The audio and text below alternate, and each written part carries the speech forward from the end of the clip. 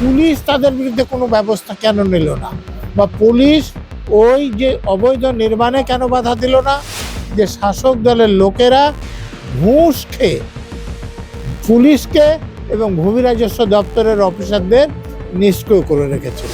তাহলে মুখ্যমন্ত্রী সমেত চিফ সেক্রেটারি, ডিজি, সিপি এরা জেলে যাবেন। স্যার আপনাকে মাধ্যমে স্বাগত। স্যার আমরা দেখলাম আনন্দপুরের নাজিরাবাদে যে দুটি গোডাউনে আগুন লাগলো, সেক্ষেত্রে আমরা দেখি তালাবন্দি অবস্থায় ছিল, প্রায় 30 জনের উপর শ্রমিক ঝলসে মারা গেল। কি বলবেন এই পুরো বিষয়টা দেখে, আপনার কি মনে হচ্ছে? যে ঘটনা ঘটেছে তার জন্য সব থেকে বেশি যিনি দায়ী তিনি হচ্ছে রাজ্যের মুখ্যমন্ত্রী, যিনি রাজ্যের পুলিশ মন্ত্রীও, যিনি রাজ্যের ভূমি ও ভূমি রাজস্ব মন্ত্রীও। যে জায়গাটায় ঘটনাটা আপনি বলছেন সেটা ওয়েটল্যান্ড, সেখানে কোনো কনস্ট্রাকশনই হওয়ার কথা নয়, কিন্তু সেখানে কনস্ট্রাকশন হয়ে আছে। তিনি এতদিন ভূমি রাজস্ব মন্ত্রী, কেন তিনি তাদের বিরুদ্ধে কোনো ব্যবস্থা নিলেন না?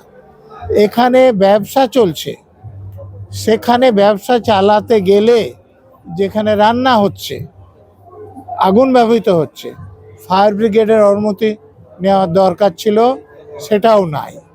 তো এই যে জমিতে কনস্ট্রাকশন হওয়ার কথা নয়, সেই জমিতে তো স্থানীয় সরকার, যেখানে পঞ্চায়েত থাক আর পৌরসভা থাক, তারা অনুমতি দিতে পারে না।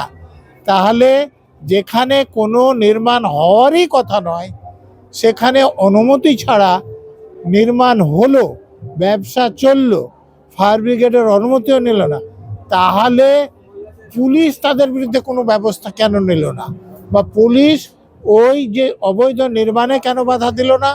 পুলিশ অবৈধ নির্মাণ যে চলছে, অবৈধভাবে ব্যবসা চলছে, সেটা কেন বাধা দিল না? এটা একমাত্র কারণ হতে পারে যে শাসক দলের লোকেরা ঘুষ খেয়ে পুলিশকে এবং ভূমি রাজস্ব দপ্তরের অফিসারদের নিষ্ক্রিয় করে রেখেছিলেন। আমরা দেখলাম গোডাউনের যিনি মালিক রয়েছেন তাকে গ্রেফতার করা হলো। এখানে শুধু প্রশ্ন, শুধু সবটাই কি গোডাউন মালিকের? আমি তো বলছি, যদি দেশের আইন মানা হতো তাহলে ওখানে তো নির্মাণই হতো না। আইন যদি মানা হতো তাহলে ওখানে রান্না হওয়ার কোনো সুযোগ ছিল না, ফায়ার ব্রিগেডের নো অবজেকশন না নিয়ে। আইন যদি মানা হতো তাহলে অবৈধ নির্মাণ ওখানে থাকতেই পারতো না। তাহলে এই যে পুলিশ বিভাগের যিনি মন্ত্রী আছেন, যিনি ভূমি রাজস্ব বিভাগের মন্ত্রী আছেন, আমাদের মুখ্যমন্ত্রী তো আছেন, এবং তারপরে আমাদের দমকল বিভাগে যিনি মন্ত্রী আছে, তাদের পদে থাকার এতগুলো লোককে হত্যা করার পর কোনো অধিকার নেই। আমরা দেখলাম 10 লাখ টাকা করে দেওয়া হচ্ছে পরিবার। যদি এই মন্ত্রীদের বাড়ির কাউকে পুড়িয়ে মেরে 10 লাখ টাকা দেয় তাহলে খুশি হবেন তো? যদি হন তাহলে আমার কিছু বলার নেই। এটা তো ঘুষ দিয়ে তাদের মুখ বন্ধ করার চেষ্টা করা হচ্ছে। কিন্তু পুরো ঘটনা যেখানে দমকল মন্ত্রী তিনিও বলছেন যে ঠিকঠাক মতো ছিল না ব্যবস্থা, ফায়ারের না ছিল না, এটা সরকারি টাকা থেকে না দিয়ে তাদের থেকে এই টাকাটা তুলে দেওয়া হোক, তাহলে একটা তো বোঝা যাবে। মুখ্যমন্ত্রীর থেকে টাকা কাটা হোক, দমকল মন্ত্রীর থেকে টাকা কাটা হোক, যে ভূমি রাজস্ব মন্ত্রীর থেকে টাকা কাটা হোক, এই যে পুলিশ মন্ত্রীর থেকে টাকা কাটা হোক, তাহলে বোঝা যাবে যে তোমাদের অপরাধের জন্য ওরা মরেছে, টাকা তোমরা দাও। সরকারি যেটা সাধারণ করের টাকায় কেন তাদেরকে টাকা দেওয়া হবে? সাধারণ মানুষ তো বেআইনি কাজ করতে বলেনি, মুখ্যমন্ত্রীকে বলেনি, পুলিশ মন্ত্রীকে বলেনি, ভূমি রাজস্ব মন্ত্রীকে বলেনি, এই দমকল মন্ত্রীকেও বলেনি। দিকে দিকে যেভাবে আমরা দেখতে পাচ্ছি যে যৌতুকগৃহ হয়ে পড়েছে কলকাতা শহরের বিভিন্ন, কদিন আগে আমরা দেখলাম ঘুনি বস্তিতে আগুন লাগলো। শুধু যৌতুক গৃহ না, যে কোনো ব্যাপারে দেশের যে আইন আছে সে আইন তারা মানতে চাইছে না। এই যে ইডি রেড দেখলেন, রাজ্যের মুখ্যমন্ত্রী সংবিধানের নামে শপথ নিয়েছেন, তিনি রাজ্যের chief secretary, DG, CP, DC আরো পুলিশ অফিসারদের নিয়ে গিয়ে ডাকাতি করলেন। তিনি যা অপরাধ করেছেন তাতে ডাকাতির ধারা লাগবে, সরকারি কাজে বাধা দেওয়ার ধারা লাগবে, প্রমাণ লোপাটের ধারা লাগবে। যদি সুপ্রিম কোর্ট ঠিক অর্ডার দেয় এবং তদন্ত হয়, তাহলে মুখ্যমন্ত্রী সমেত চিফ সেক্রেটারি, ডিজি, সিপি এরা জেলে যাবেন। স্যার আমরা যেটা জানতে পারছি যেখানে ওই ফুড ডেলিভারি কোম্পানির যে কারখানাটি ছিল সেখানে অবৈধভাবে নাকি দেখা যাচ্ছে কোল্ড ড্রিঙ্কসও বানানো হতো বা আমরা দেখতেও পাচ্ছি ছবিতে মজুত করা রয়েছে কোল্ড ড্রিঙ্কস। দেখুন, আমি একটা খবরের কাগজে যে রিপোর্ট দেখলাম সেখানে জড়ানো সুতলিও পাওয়া গিয়েছে, যেটা বোমাও হতে পারে। অতএব সেখানে আরো কি কি হতো খোঁজ নিন, তো বেআইনি ভাবে তো কাজ হতো, এটা বোঝা যাচ্ছে। এতজন মানুষ মরে যাবে তাও কি মনে হয় আপনার যে এতজন মানুষ মারা গেল তারপরেও কি আপনার মনে হয় যে সরকার বা প্রশাসন দেখবে পুরো বিষয়টা বা আরো কিছু রাখবে? আচ্ছা, বাজি কারখানায় কতবার কতজন লোক মারা গিয়েছে, বগটুয়ে কতজন লোককে পুড়িয়ে মেরে দেওয়া হয়েছিল, ওখানে তো রাজ্যের মুখ্যমন্ত্রী গিয়েছিলেন, বলেছিলেন তো সব বোমাগুলো উদ্ধার করতে হয়েছে কি।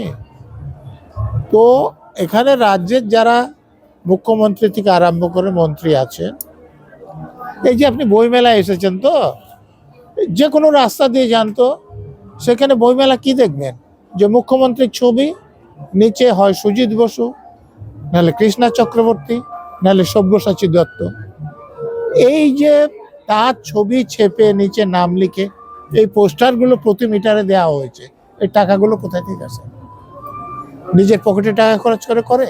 তার মানে এরা অবৈধ যদি রোজগার না থাকে তাহলে এটা করে কি করে?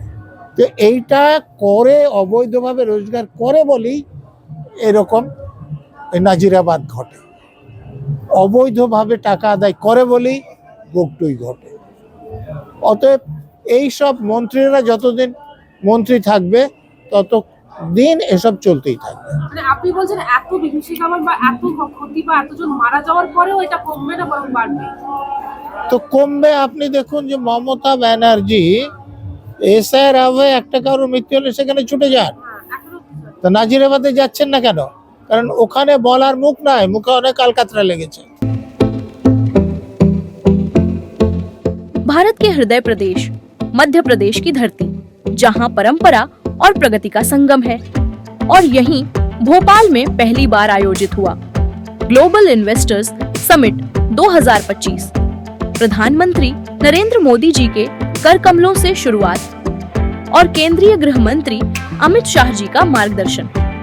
इसमें शामिल हुए 9 देश, 25,000 से अधिक निवेशक और 100 से ज्यादा विदेशी प्रतिनिधि।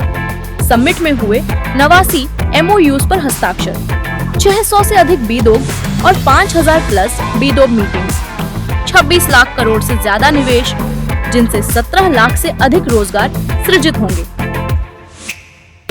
मुख्यमंत्री मोहन यादव के नेतृत्व में सिंगल विंडो सिस्टम, 29 दिन में भूमि आवंटन और उद्योग एवं रोजगार वर्ष 2025 जैसी पहले मध्य प्रदेश बना देश का तीसरा सबसे बड़ा निवेश आकर्षण।